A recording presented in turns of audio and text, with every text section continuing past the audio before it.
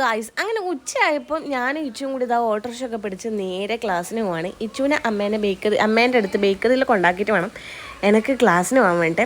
ഇച്ചു ആണെങ്കിൽ എപ്പോഴത്തെയും പോലെ ഭയങ്കര ഹാപ്പിയാണ്, വണ്ടിയിലിരുന്ന് എന്തൊക്കെയോ പറയുന്നുണ്ട്. അങ്ങനെ നമ്മൾ ബസ്സൊക്കെ പിടിച്ചതാ നടന്ന് പോവുകയാണ്. കുറച്ചധികം തന്നെ നടക്കാനുണ്ട്. മഴയാണെങ്കിൽ പെയ്യാനായ പോലെ ഉണ്ട്. പെയ്യല്ലേ എന്ന് ഞാൻ പ്രാർത്ഥിച്ചുകൊണ്ടാണ് പോകുന്നത്. മഴയും കൂടി പെയ്തിട്ടുണ്ടെങ്കിൽ ശുഭമായേനെ. അങ്ങനെ നമ്മൾ രണ്ടാളും നടന്നു. എൻ്റെ മോനാണെങ്കിൽ പാവം കുറേ സമയം നടന്നിന് കേട്ടോ. അങ്ങനെ എടുക്കാനൊന്നും പറഞ്ഞില്ല.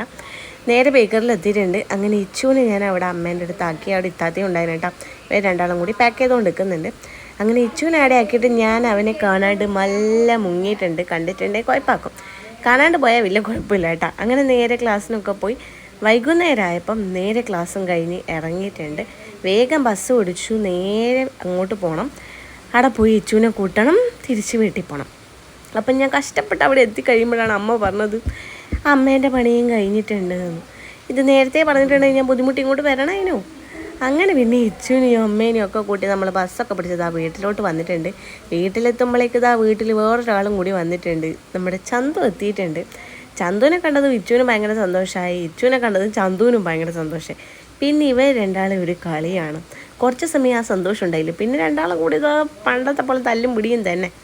ഇത് 2 ദിവസത്തെ മുമ്പത്തെ വീഡിയോ ആണ്. പിന്നെ ഞാൻ വീഡിയോ ഇട്ടില്ലെങ്കിലും നമ്മളോടാരും ചോദിക്കാനില്ലല്ലോ. ബായ്.